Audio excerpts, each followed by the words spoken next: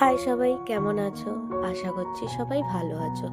তো আজ আমি আর পায়েল মিলে চলে এসেছিলাম ভিক্টোরিয়া ঘুরতে।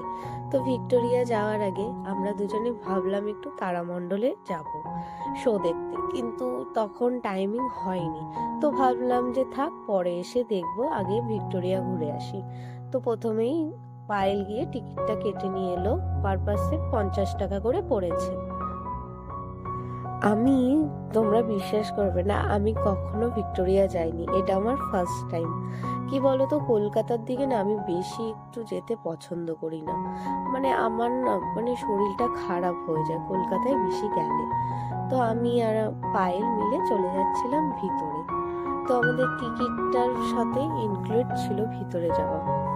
তো এই দেখো ভিতরে যাচ্ছি, কি সুন্দর লাগছে। মানে আমি প্রথমবার গেলাম, দেখতে এত সুন্দর লাগছিল ভিতরটা। তো ওখানে ভিতরে যাচ্ছিলাম, এবার এখানে না অনেক গার্ড দাঁড়িয়ে ছিল। এবার আমি ভয়ে ভিডিওটাকে বন্ধ করে দিয়েছি, ভেবেছি হয়তো কিছু যদি বলে। তো এই দেখো ভিতরে কি সুন্দর লাগছে না?